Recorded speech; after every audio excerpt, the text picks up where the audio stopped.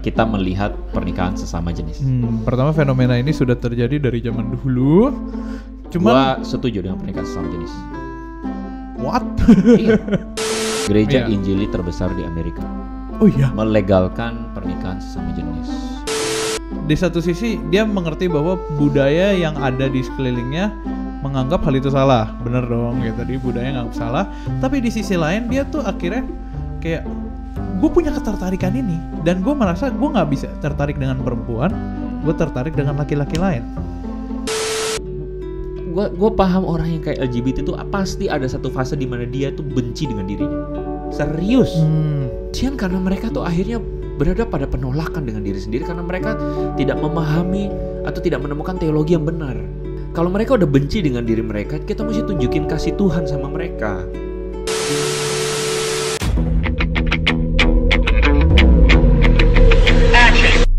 Brothers and sisters, welcome to Hello God on Topic Hot bareng gue Julius dan Andre Tunggal. Andre Tunggal, luar biasa. Eits. Puji Tuhan, haleluya. Kita masuk ke episode yang selanjutnya.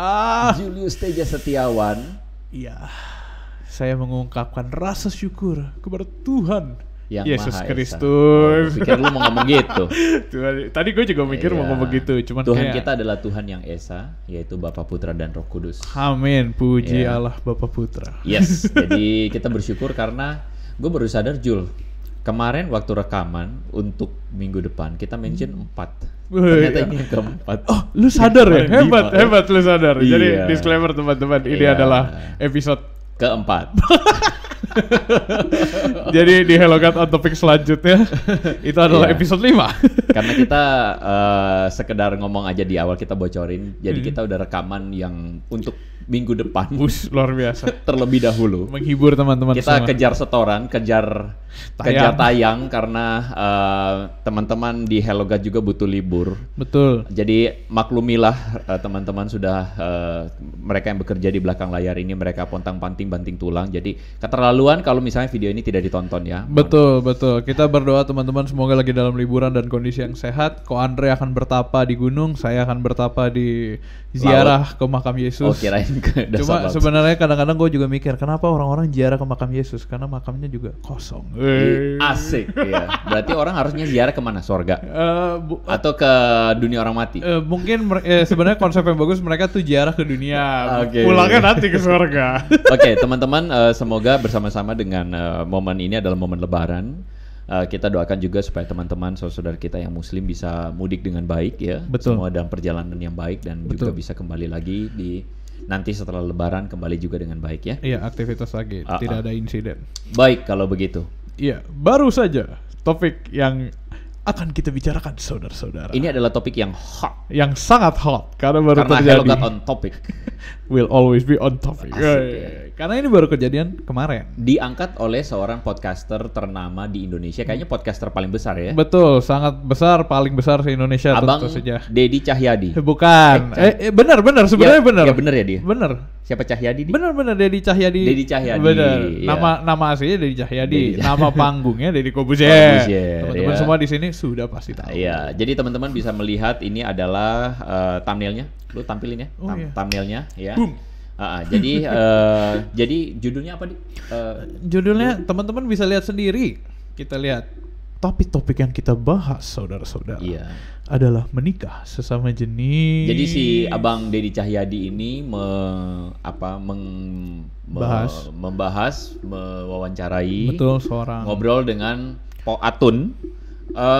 Kalau teman-teman generasi gue sedih ngomongnya. disclaimer, gua nggak tahu loh. Gua nggak tahu loh. Serius, lu Sampai nggak tahu? gua nonton, gua baru tahu. Serius lu nggak tahu Po Atun siapa? Serius, Oh my gua nggak tahu sampai gua Iya nonton sih, kisah emang itu dia. legend sih. Buat teman-teman yang hidup di tahun 90-an, gua adalah anak yang besar di tahun 90-an. Gua tahu betul soal Rano Karno, Rano Karno gua tahu, Sidul dan Mandra, Atun itu gua tahu banget gitu loh. Jadi gua waktu lihat gila ya, memang udah usia banget ya. Kalau nggak salah udah 50 Something? 7. 56. Nah, gua ingat teman-teman nonton 56 podcastnya ya. deh. Jadi itu. Po Atun ini adalah adik dari Rano Karno. Oh, adek. Adiknya. Jadi dia ini mengaku bahwa diberitakan baru-baru ini Iya. karena diangkat sama si Deddy Cahyadi, karena diberitakan di media belakangan ini bahwa dia menikah sesama jenis. Cuman di podcastnya sebenarnya dibahasnya banyak. Ya teman-teman bisa nonton. Iya. Jadi di media cukup rame tentang pernikahan sesama jenis, soal si kebetulan tokohnya adalah si Poatun ini. Ya. Nah, jadi kita tergelitik ya dari Hello God on Topic. Geli gitu. Oh, bukan. Panas. Siapa yang ngomong pertama kali ya untuk angkat sesama jenis nih ya? Lu ya?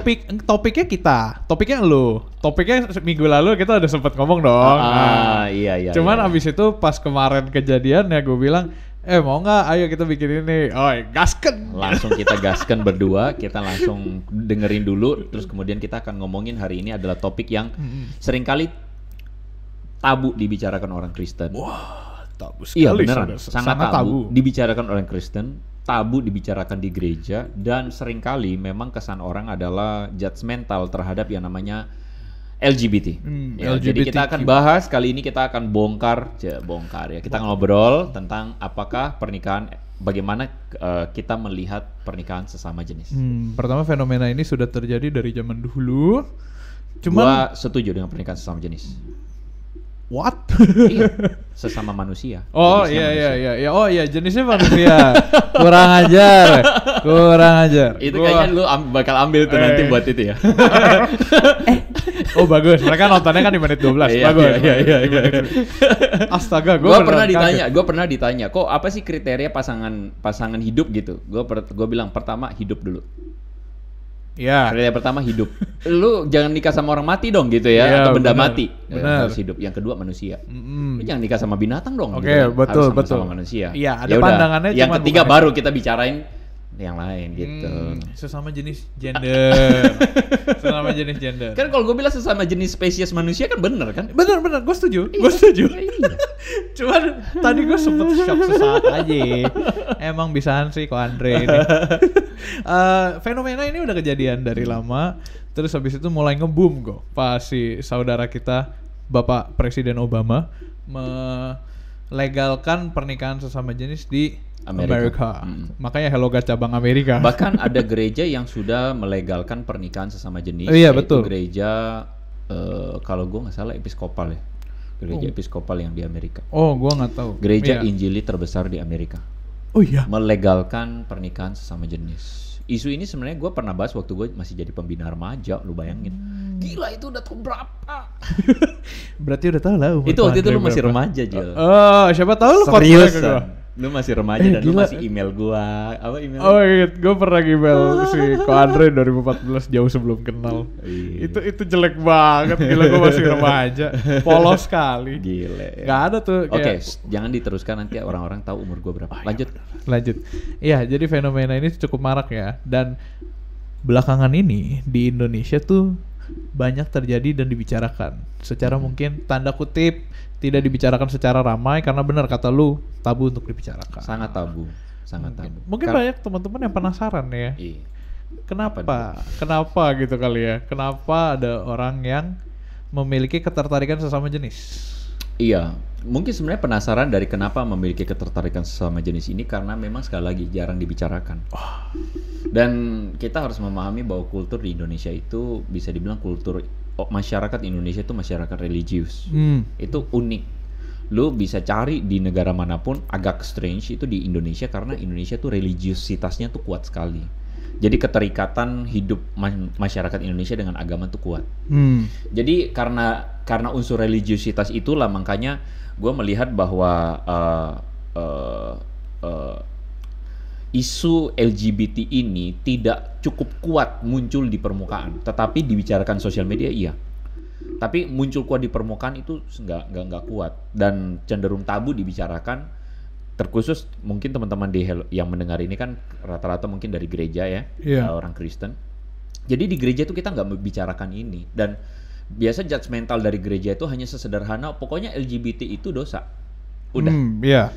Udah segitu aja. LGBT itu dosa. Lu kalau menyukai sesama jenis dosa. Lu kalau bukan gender lu sebagai secara fisiologi lu laki-laki tapi lu bukan laki-laki dosa gitu. Lu secara fisiologi perempuan tapi lu tidak seperti perempuan, dosa. Bahkan lu misalnya perempuan berpakaian tomboy, dosa, gitu kan. Lu laki-laki karakter atau tabiat lu lembut, dosa, gitu. Karena sekali lagi kita tuh seperti mencampur adukan antara agama dan tradisi.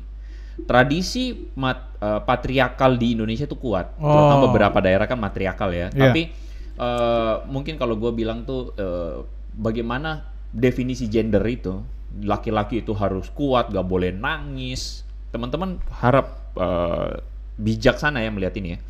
Gue lagi mencoba untuk mengajak teman-teman mengerti bahwa ini bukan klaim agama semata-mata teologis, tapi ini adalah klaim sosial sebenarnya. Klaim sosial yang menyatu dengan klaim agama, yang akhirnya membuat bahwa kalau kamu berbeda seperti tradisi tentang laki-laki dan perempuan, dosa. Gitu, ya. Kalau kamu berbeda dari tradisi, misalnya orang berpikir tentang pernikahan, dosa, gitu. Nah mungkin teman-teman udah mulai pikir, wah ini kok Andre arah-arah ngomongnya kemana nih? Enggak, gitu. dari tadi gue terkesima kok, bahasa yang lu gunakan tuh sangat keren.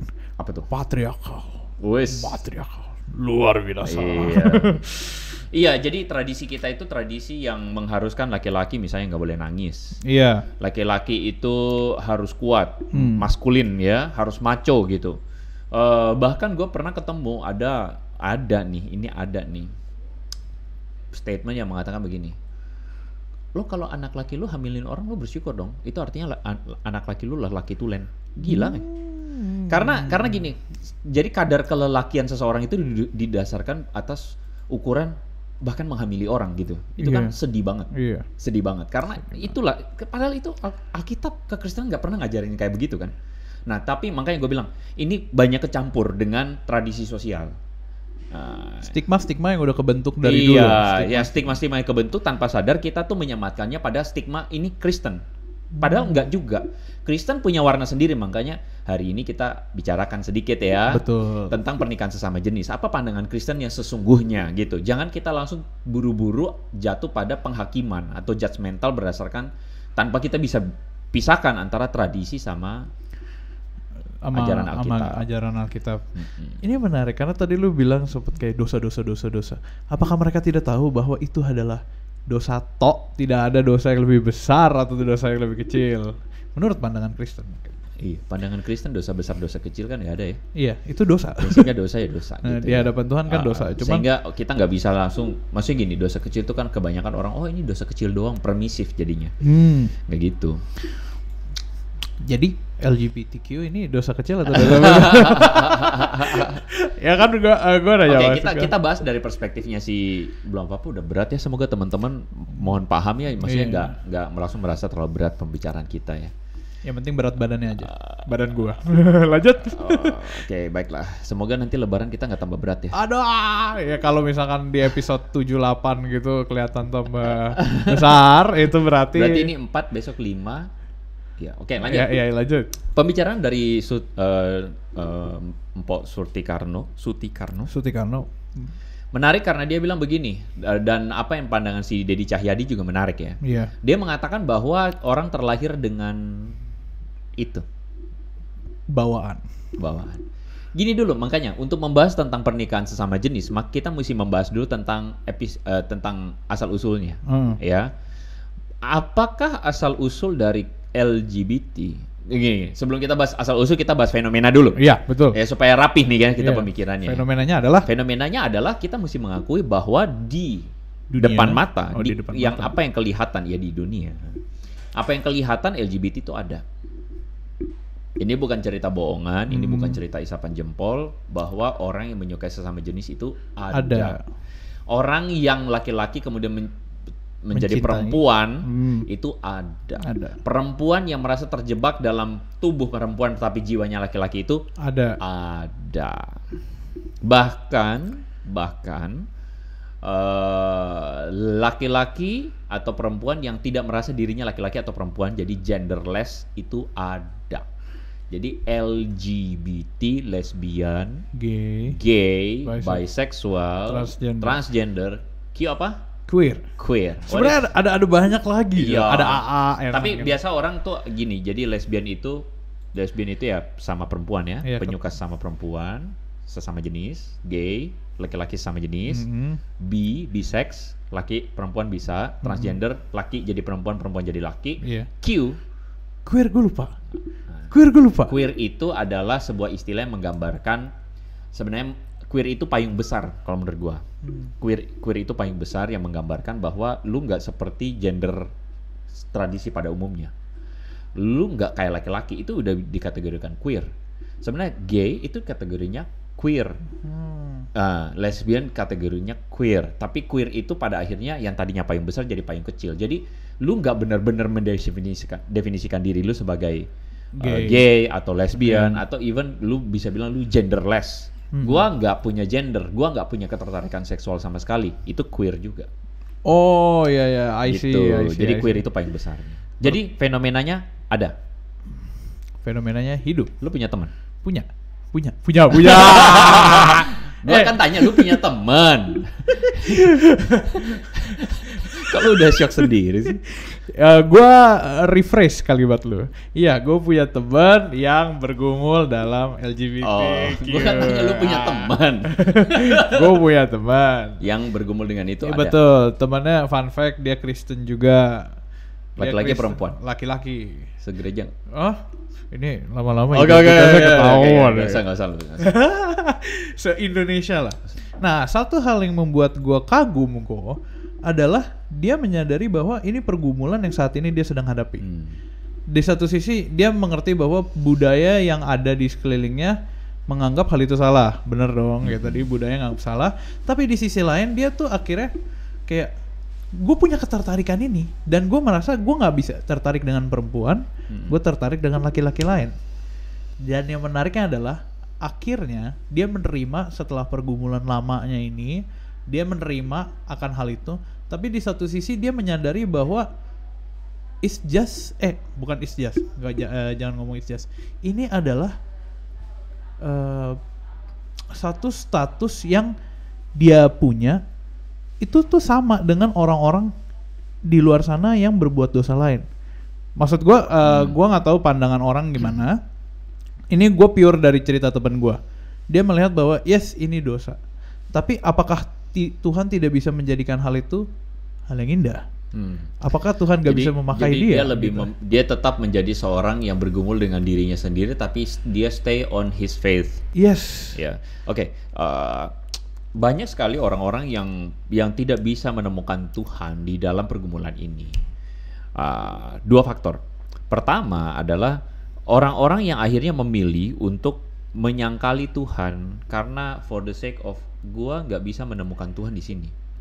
Karena penghakiman. Gitu loh. Penghakiman dari apa? Penghakiman dari pemuka agama dan lingkungan gereja itu sendiri. Yang menghakimi dia sampai akhirnya dia bertanya juga, dia bingung juga dengan dirinya. Di satu sisi dia merasa bahwa gua menyukai sesama jenis. Gitu loh. Dan penghakiman itu akhirnya membuat dia akhirnya memilih untuk oke, gua ambil shortcut. Apa? Gak ada Tuhan. Iya, shortcutnya itu. Gak ada Tuhan. Gua yakin bahwa ada teman-teman yang mungkin mengikuti siaran ini dan engkau berpikir bahwa there is no God. Mungkin atau enggak Tuhan nggak menyayangi Anda gitu. Iya, Tuhan nggak sayang gua atau gini. Karena kan kita berpikir, mungkin teman-teman ini berpikir bahwa gua lahir dengan keadaan kayak gini bukan mau gua loh. Wow. Lalu kenapa gua mesti hidup di dunia yang jahat begini? Gua mesti hidup di dunia yang kemudian menolak gua ini. Bahkan even gua pun membenci diri gua sendiri kan. Iya. Akhirnya shortcutnya adalah ya udah nggak ada Tuhan kalau gitu. Kalau Tuhan baik, kenapa Tuhan ciptain gue begini kan gitu? Iya. Dan fun fact, kita akan ngomong asal usul. Lanjutlah fun fact. Fun fact, kita tuh pernah bahas tuh di konten yang sudah sangat lama. Buat teman-teman yang penasaran, lihatlah Koko Kepo bulan September. Nih thumbnailnya. Itu pembahasan gue sama Ko Andre itu tentang ini. Itu teman yang sama. Iya. Itu teman yang sama. Makanya gue bilang dia. Tapi ini bahasnya lebih dalam ya. Iya, dia sempat struggle dengan hal itu. Oke. Struggle-nya tuh yang kayak gue masih mengasihi Tuhan. Tapi di satu sisi gue juga mengasihi diri gue. Dengan ketertarikan gue yang berbeda dari orang lain, gue menerima diri gue. tapi di satu sisi gue juga tetap mengasihi Tuhan. Itu perjalanan yang patut dihargai loh. Iya, itu Karena nggak gampang untuk bisa sampai pada kesimpulan itu, karena once again penghakiman dari gereja dan mungkin tokoh agama terlalu, kalau gue bilang ya, sepihak dan fanatis. Gak bisa membedakan antara mana sih benar-benar ini ajaran Yesus, mana sih yang sifatnya ini adalah tradisi kita. Terus kalau ajaran Yesus gimana kok? Bentar, gue ngomong asal-usul dulu. Gue penasaran. Kenapa gue mau sampai pada sini? Karena ini perjalanan panjang gue juga, Jul. Perjalanan panjang gue juga dalam memahami tentang isu LGBT. Karena buat gue isu ini tidak mudah dipahami. Karena once again, gue adalah seorang yang mau nggak mau harus mengakui bahwa pandangan gue itu mewakili pandangan Kristen. Iya. Oke. Ini gue ngomong begini pasti bisa jadi kontroversial, sebagian orang yang mungkin bisa salah ngerti akan langsung menghujat. Walah. Gue punya 217.000 subscribers. Oh my god, di saudara-saudara. YouTube. Iya. Dan gue sangat harus hati-hati dengan pandangan teologis gue. Iya. Gue juga berasal dari gereja atau menjadi rohaniwan di salah satu gereja yang konservatif, Injili, begitu kan ya. Dan kalau nggak hati-hati dengan pandangan ini, gue kacau balau nih, hancur nih kan gitu. Dan gue juga besar dalam seminari. Gue dibesarkan, dididik dalam seminari yang bisa dibilang seminari Injili, Reform. Dan gue bergumul panjang, Jul. Gue bergumul panjang soal isu ini. Kenapa? Secara kognitif, gue memahami isu LGBT sebagai dosa. Iya. Secara kognitif dalam perjalanan ya, teman-teman jangan ini dulu, ikutin dulu. Gue memahami ini dosa, itu aja. Gue tahu ini dosa. Kenapa ya? Karena gue besar dalam lingkungan gereja atau budaya yang judgmental terhadap LGBT, yang melihat oh pokoknya kalau sesama jenis wah itu dosa deh gitu, dilaknat tuh loh. Apalagi kisah Sodom Gomora ya. Kisah Sodom Gomora, wah apa Sodom dan Gomora ditunggang balikan, kenapa? Karena mereka pemburit. Dan kita mesti mengakui bahwa dalam perjanjian lama salah satu model dosa seksual yang benar-benar di ini adalah Sodom ketika Gomora. Ada jadi gini, si Lot itu kan kan malaikat datang ya, bilangin Lot lu keluar deh gitu. Terus habis itu warganya digedor-gedor pintunya. Dan menariknya waktu lu baca, orang-orang itu bilang begini, suruh keluarin tuh tamu, kita mau pakai. Gila nggak? Iya, gue pernah mendengar nih. Lu bayangin itu kayak pemerkosaan massal, tapi pemerkosaan sama jenis. Bener-bener kayak it's gila, udah moralnya udah hancur banget kan. Nah, jadi cerita itu kita pahami sebagai sesama jenis ini, wah ini dosa. Menjadi goncang gue ketika ada temen gue sendiri yang ngomong sama gue bahwa gue nih suka sesama jenis. Ih, gue shock loh. Gue shock karena gimana? Gini, dari dulu kan gue besar dalam tradisi Kristen banget nih. Iya. Kalau pokoknya ada yang bencong aja langsung kita udah bilang bencong. Beneran? Bener-bener itu ngebully judgmentalnya minta ampun. Gue juga baru sadar gue besar dalam tradisi itu, dan tradisi gue yang sejak kecil itu dibentuk dengan pemikiran kayak begitu gitu loh. Yang kalau lu lihat pokoknya ada cowok yang agak menye-menye sedikit, lu abis deh tuh, lu ejek abis bencong, lu nggak laki lu gitu kan. Jadi gue syok ketika ada seorang teman yang bilang gue suka sesama jenis. Syoknya gue tuh awalnya gini, gue waktu liatin dia gue bilang dalam hati gue, kurang ajar nih. Lu ngomong itu ke gue, maksudnya lu mau bilang lu suka gue gitu? Serius? Jadi gue bilang sama nih teman gue, bilang lu berani lu pegang-pegang gue tonjok lu. Iya. Tapi untungnya waktu itu gue tetap berteman dengan dia. Tapi pengakuan dia itu membuat gue mulai bergumul. Culture shock, nggak biasa. Iya, gue mulai bergumul. Why? Pertama, dia bukan orang tidak percaya Yesus. Dia seorang yang sedang belajar teologi. Wah, menarik. Dia adalah seorang yang sedang dibentuk. Dan gue bergumul, serius gue bergumul. Gue tanya kepada dosen gue waktu itu, LGBT itu bisa sembuh nggak? Karena pandangan gue waktu itu LGBT adalah penyakit.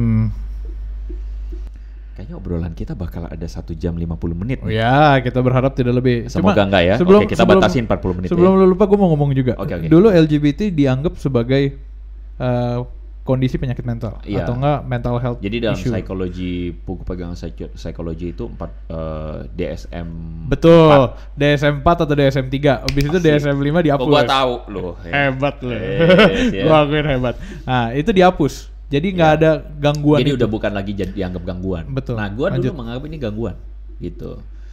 Oke. Sebelum berarti kok Anda menganggap ini bukan gangguan? Bentar dulu. Bentar dulu.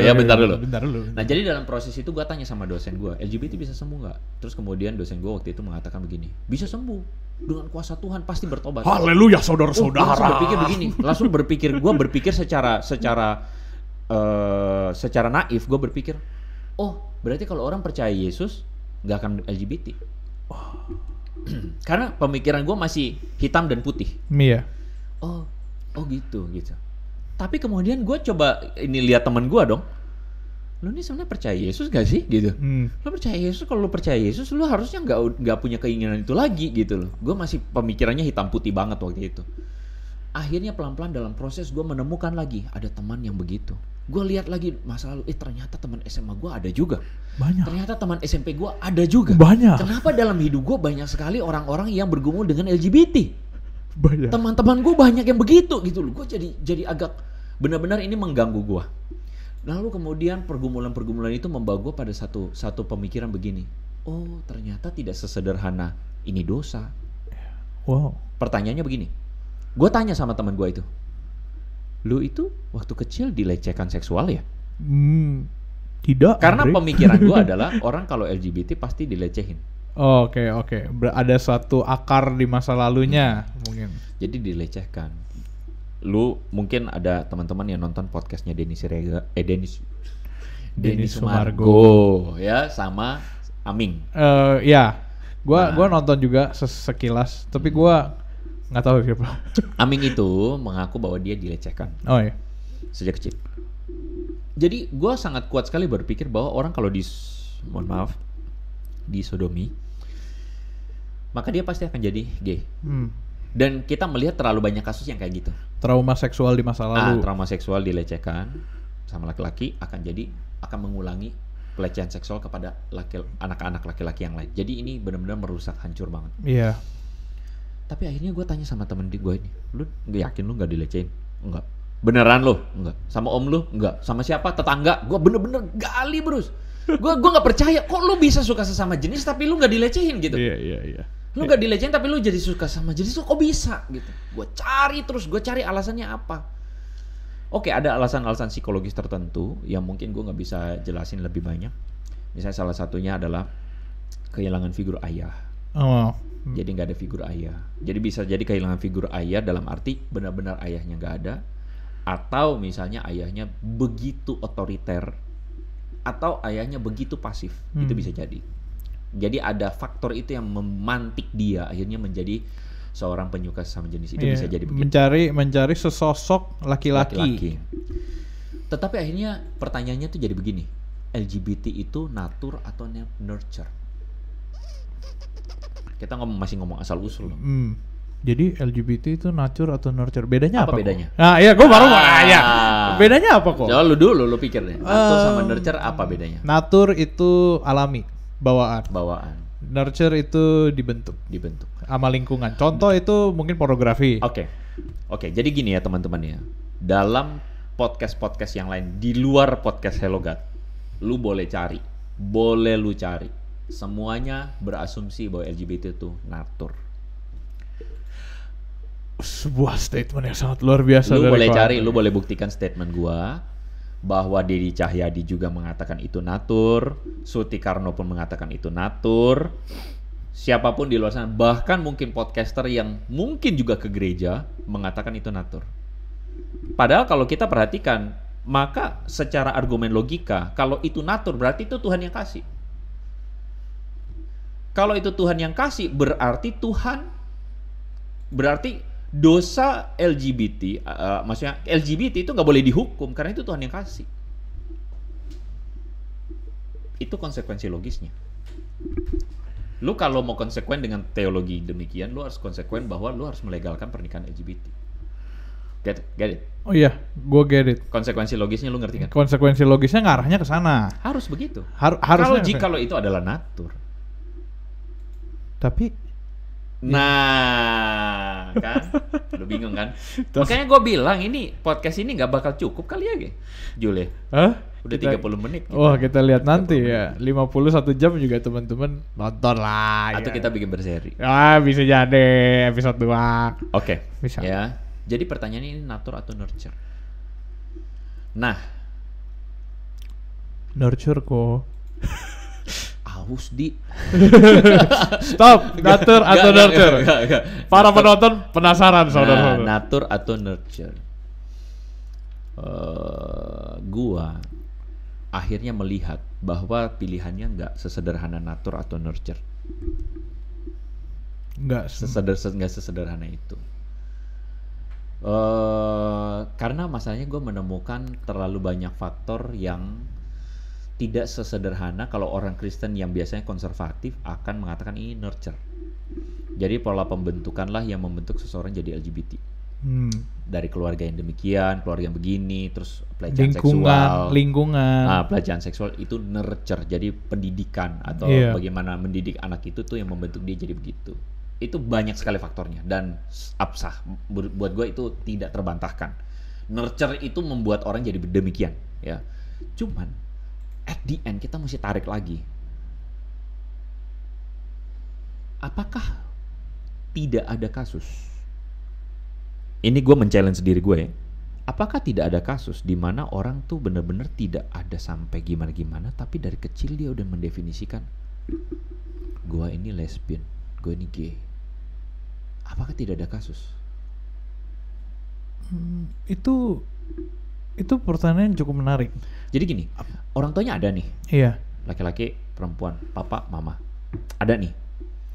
Jadi for your information, di Aussie, Australia, itu ketika seorang anak lahir, itu lu nggak boleh kasih gender ke dia. Saking segitunya. Oh, udah resmi itu. Udah resmi. Lu nggak boleh kasih gender. Laki-laki, perempuan, nggak boleh.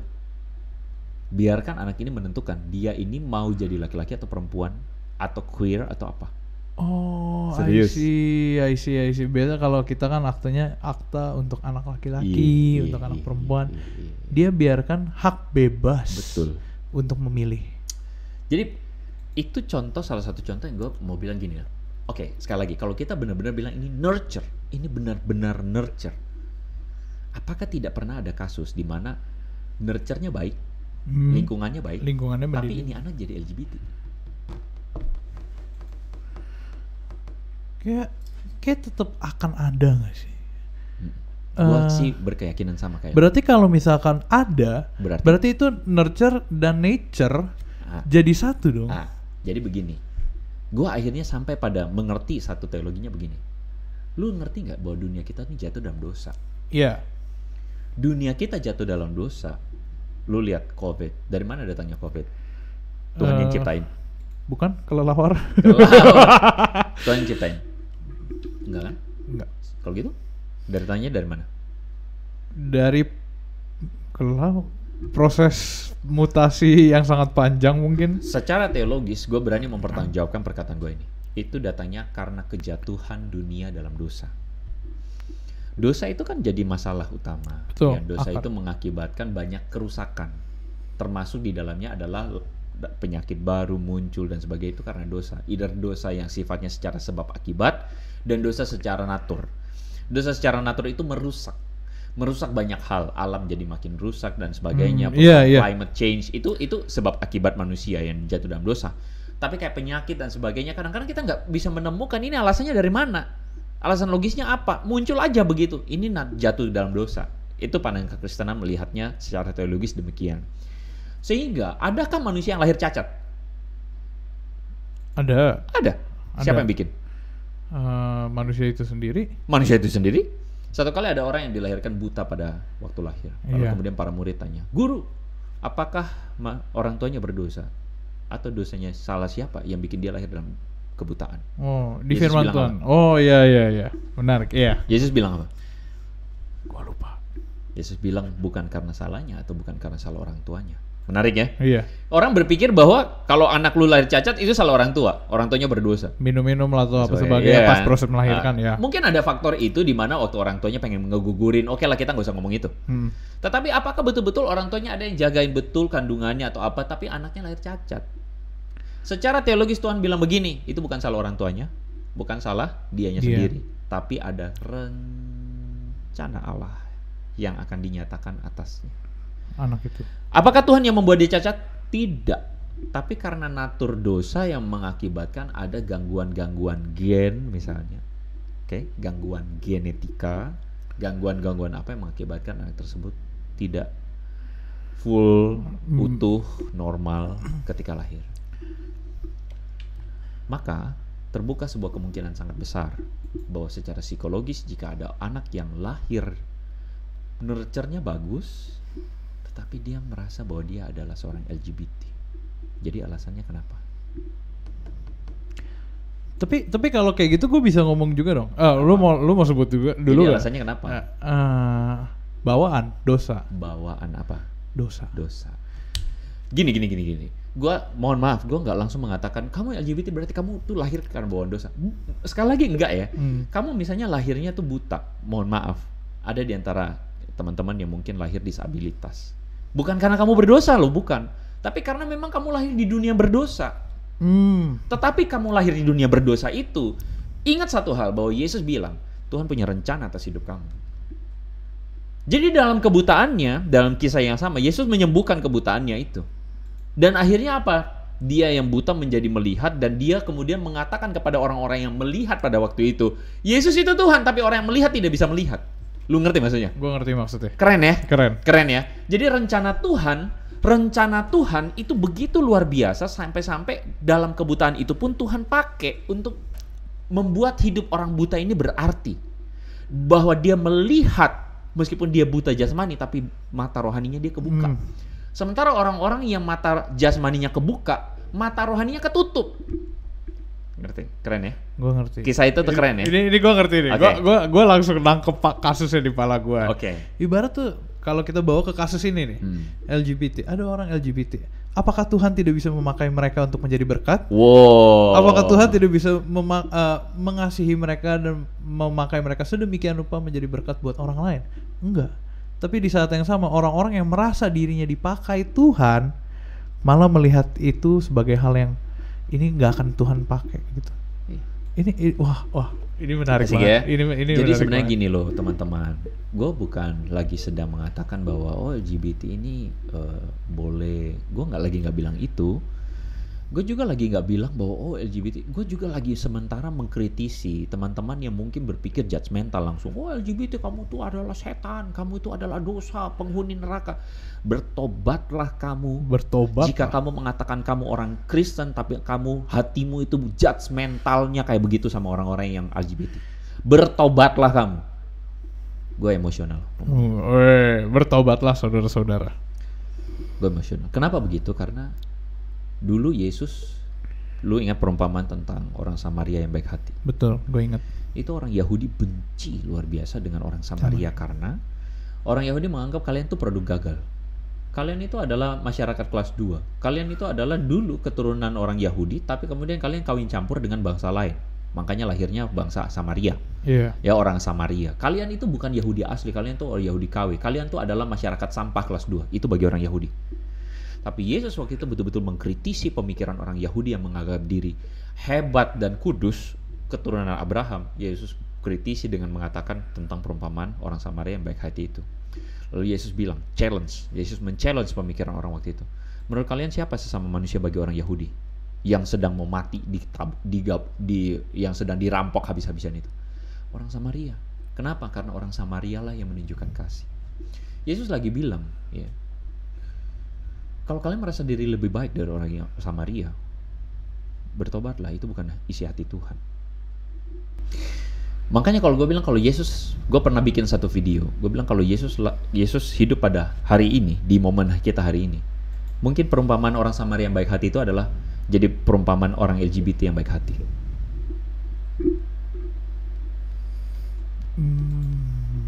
bertobatlah kalian orang Kristen yang mengaku diri Kristen, tapi merasa bahwa LGBT itu penghuni neraka dan kalian lebih baik dari mereka. Bertobatlah.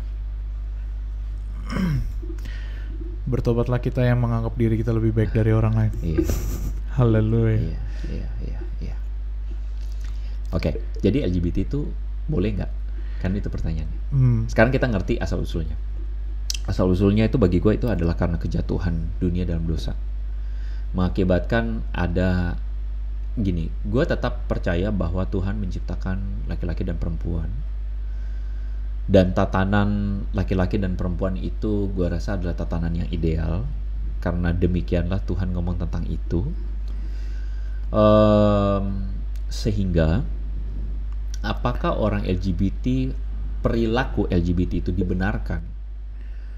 Gue merasa enggak. Menurut gue juga enggak. Bukan, maksud gue perilaku ya? Iya. Perilaku ya. Maksud jadi perilaku ini maksudnya adalah pernikahan LGBT, ya. Apalagi pernikahan LGBT, sodomi dan sebagainya. Gue rasa itu tidak dibenarkan. Menurut gue juga, kenapa gue bisa bilang iya? Karena gue melihat ini tuh tidak ada kelasnya. Maksud gue tidak ada kelas pembeda antara misalkan kalau kita bahas LGBT dengan misalkan orang-orang yang pornografi, orang-orang yang mencuri, orang-orang yang tadi judgmental. Iya. Menurut gue tidak ada bedanya. Itu semua adalah satu hal yang salah. Iya, satu hal yang tidak pada tempatnya. Satu hal yang tidak pada maksudnya tempatnya. Kenapa kok Andre kok jadi ngomongnya begitu lagi? Ya maksudnya gini, semua itu ada pada tatanan perkenanan Allah. Ketika kita melakukan sesuatu atau tidak, coba bertanya, ini Tuhan berkenan atau tidak? Gini ya, sekali lagi tolong jangan salah mengerti perkataan gue. Ketika gue ngomong LGBT itu sendiri, gue tidak mendukung pernikahan sesama jenis. Tetapi hanya karena mungkin ada teman-teman yang merasa bahwa gue serius, gue bergumul, gue tidak bisa suka sama cewek. Kalau gue laki-laki, gue nggak bisa suka sama cewek. Gue merasa gue nggak bisa mencintai perempuan, gue lebih suka laki-laki. Oke, lu mesti bedain antara. Nah ini dua hal. Kasih itu bersifat universal. Pernikahan itu kita mesti ngakui ada unsur aktivitas seksual di dalamnya, atau kita bilang birahi. Dalam hal ini kasih itu beda sama birahi. Love is different than lust. Asik, gue suka ya. Bener kan? Love itu bukan lust. Love itu bukan lust. Dan lust itu bukan love. Jadi love dan lust itu dua hal yang berbeda. Jadi kalau orang bilang pernikahan sesama jenis boleh nggak? Gue bilang tetap enggak. Tapi kalau lu tetap being as who you are, kamu nggak menikah, I think it's good. Paulus pun mengatakan dalam surat-suratnya bahwa orang yang tidak menikah pun baik. Dan kita tahu dalam tradisi, dan gua rasa kuat bahwa Paulus pun tidak menikah. Tidak menikah itu baik, menikah itu baik. Jadi salahnya tradisi kita adalah lu harus menikah. Lu paham nggak? Itu tradisi kita. Stigma dan judgment yang terbentuk. Kalau lu nggak nikah berarti something wrong with you. Ya. Dan itu totally not Christian. Jadi para orang tua yang menyaksikan perkataan ini, bertobatlah. Kalau ada orang-orang yang mau menikah dan membutuhkan seorang MC, jangan tanya kapan kawin. Kontak saya. Mulai ngelantur. Oke. Ya. Jadi orang yang menyukai sesama jenis, kok misalnya gue bergumul, sekarang gue ini adalah penyuka sesama jenis. Ya sudah. Once again, Tuhan menciptakan kau tidak kebetulan. 1. 2. Tuhan punya rencana indah. So hidup dengan rencananya Tuhan. Gue suka sesama jenis, apakah selalu berakhir dengan pernikahan sesama jenis? Enggak dong. Belum tentu. Lu suka sesama jenis, mungkin lu mesti definisikan bahwa lu mungkin tidak bisa menyukai lawan jenis. Ya udah, selibatlah. What is selibat? Oh, apa itu selibat? Selibat itu tidak menikah. Betul. Begitu. Jadi lu selibat. Ya sudah. Gue punya beberapa teman yang menyukai sesama jenis dan selibat. Gue juga punya teman yang menyukai sesama jenis, menikah. Tapi jangan jadikan pernikahanmu sebagai selubung untuk menutupi dosa. Bukan dosa, menutupi kecenderungan sesama jenismu. Jangan. Kasihan pasanganmu. I see. Kasihan pasanganmu. Iya. Kasihan banget. Kasihan banget pasanganmu Kalau ternyata kamu menyukai sesama jenis tapi kamu menikah hanya demi menutupi atau ini menutupi kamu rasa ini aib, jangan. Koko Andre, saya mau bertanya. Gue udah mulai ini nih. Lo mau tanya apa? Penting Apa? saudara-saudara. Jadi untuk teman-teman yang saat ini lagi menonton, kadang tuh kecenderungan LGBT, banyak orang yang susah untuk open up, untuk speak up, untuk bilang ke teman-teman lingkungannya kalau gue punya nih ketertarikan dengan sesama jenis. Itu tuh mereka harus gimana? Atau mungkin tadi lu bilang lu banyak temen kan? Maksud gue pengalaman gue pertama kali diceritain, yang gue inget adalah oh ya udah. Maksud gue tetap bilang ke dia it's okay gitu. Maksud gue ya udah nggak apa-apa, nggak apa-apa. Yang penting kan yang gue tahu adalah ya udah itu kan ketertarikan lo. Tapi ya jangan sampai tertarik ke gue juga. Karena waktu itu gue udah ngomong aja gue normal dan gue tidak tertarik untuk bahasanya punya relasi eros, relasi romantis sama jenis, gue nggak tertarik. Iya. It's okay gitu. Maksud gue kalau buat teman-teman yang juga maksud gue straight, bahasanya straight.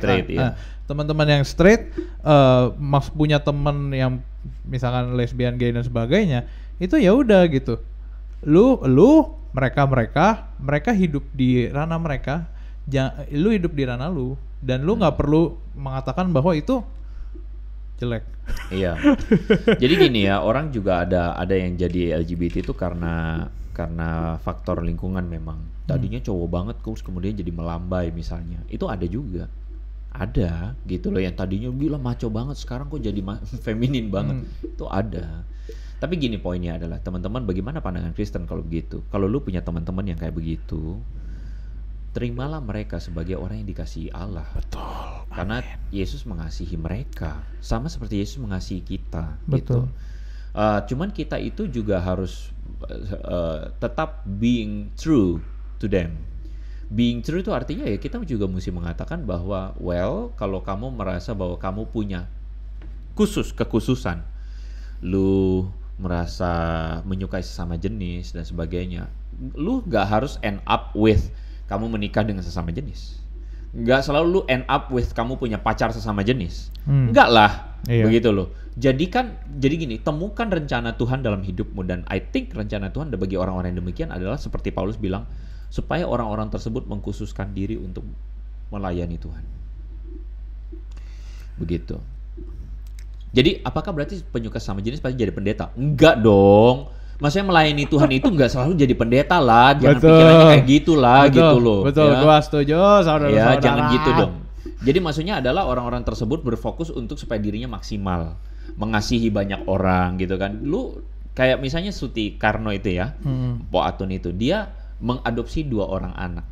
Sekali lagi, gue sendiri berpandangan either dia pacaran atau menikah dengan sama jenis. Kita nggak pernah tahu. Kalaupun iya, Kristen tidak membenarkan itu. Tetapi dia berbuat kasih. Dia membesarkan 2 orang anak adopsi, begitu ya. Dan perkataan Suti Karno itu menarik. Gue berbuat baik. Apa salahnya gue berbuat baik? For sure, gitu. Itu 2 hal yang berbeda, gitu. Berbuat baik dengan melakukan berhubungan sesama jenis itu 2 hal yang berbeda. 2 hal yang berbeda. Gitu. Tetapi perkataan dia itu bisa kita tarik sebuah kebenaran bahwa kalau lu bergumul dalam hidup lu bisa tetap berkarya kok berbuat baik. Iya. Lu bisa tetap berkarya untuk menjadi seseorang yang menggenapi rencana Allah kok dalam hidup lu, gitu. Jangan lu menyerah dengan keberadaan, karena gua ini adalah penyuka sesama jenis maka gua harus menikah sesama jenis. Enggak dong. Gitu. Powerful message ya. Powerful message. Kita kayaknya bakal butuh mungkin bicarakan tentang transgender next time. Iya teman-teman, kalau misalnya teman-teman setuju mau kita bahas transgender kapan-kapan kita akan bahas. Tulis dong komentarnya. Kalau komentar. 1 komentarmu berarti 1 kunci kerajaan surga. Haleluya. For your information, gue udah bisa membaca gestur dari Julius Teja Setiawan yang sudah melihat waktu. Ini sudah 48 menit kita ngomong. Nggak, justru gue merasa para teman-teman yang sedang menonton kali ini justru menikmati. Karena dari tadi kalau lu lihat perhatian gue seperti mendengar orang bersabda. Haleluya. Penuh dengan curahan hati yang sangat dalam dari seorang Ko Andre. Iya. Kita berharap juga buat teman-teman semua, semoga. Oh iya, gua mau tambah sedikit satu hal. Semakin bijak lah. Bagaimana kalau gitu kita komunitas gereja? Please, komunitas gereja jangan judgmental. Betul.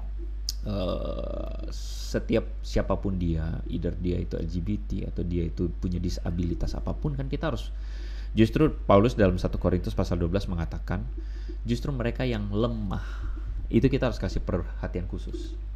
Perhatian khusus itu bukan ngebully, bukan. Perhatian khusus itu maksudnya kita harus taking care of them, mereka yang lemah. Karena Paulus bahkan even bilang yang lemah itu justru paling penting. Yang lemah itu justru penting buat gereja. Bukankah kalau di gereja kita menemukan ada orang-orang yang misalnya punya disabilitas, lumpuh atau apa, kita akan berikan care yang baik kepada mereka. Benar. Kenapa kepada mereka yang misalnya yang juga bergumul dengan dirinya, yang gue paham orang yang kayak LGBT itu pasti ada satu fase di mana dia tuh benci dengan dirinya. Serius. Gue relate. Gue pernah mendengar cerita ini. Kasian loh mereka. Iya. Kasian karena mereka tuh akhirnya berada pada penolakan dengan diri sendiri karena mereka tidak memahami atau tidak menemukan teologi yang benar. Kalau orang udah benci sama dirinya, kenapa kita nambahin beban mereka? Jangan gitu loh. Serius, jangan. Kalau mereka udah benci dengan diri mereka, kita mesti tunjukin kasih Tuhan sama mereka. Iya kan? Iya. Gua kehabisan kata-kata. Cuma gua menjadi emosional. Karena it's Oke, true. Ini jadi kayaknya bakal diambil untuk potongan di depan ya, Jul. Stop dengan hal itu. Gue pakai yang lain. Maksud gue, it's true gitu deh. It's true. Karena ini terjadi. Hidup teman-teman semua. Iya, jadi gini, semakin kita menjadi Kristen, kita tuh semakin harusnya mengalami hati Tuhan. Kalau kita mengalami hati Tuhan, masa bisa sih kita benci orang yang juga bergumul dengan kasih Tuhan? Masa kita benci gitu loh? Masa sih kita judgmental gitu? Ya udah 50 menit. Ya.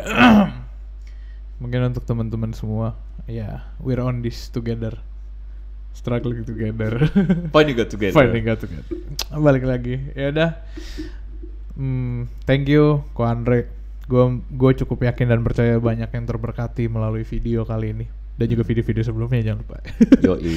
Tapi gue merasa di video kali ini notasi khusus untuk teman-teman semua yang sedang bergumul. It's okay. Tuhan sayang kita semua. Tuhan sayang lu, Tuhan sayang gue, Tuhan yes, sayang true. Buat teman-teman yang merasa video ini bermanfaat, silakan dibagikan kepada teman-teman yang lain. Dibagikan kepada mungkin pemimpin gereja. Saya siap dihujat oleh para pemimpin gereja yang tidak paham. Saya di sini boneka kan. Bercanda. Saudara-saudara. Ya udah, mungkin terima kasih teman-teman sudah menonton Hello God on Topic di episode khusus kali ini yang sangat luar biasa. Terima kasih untuk Andre. Terima kasih untuk teman-teman semua. Jika teman-teman masih suka dengan konten ini, komen, like, dan share ke teman-teman semua. Kayak tadi kata Andre. Thank you for watching Hello God on Topic, where Hello God will always be on topic. Stay connected with Hello God.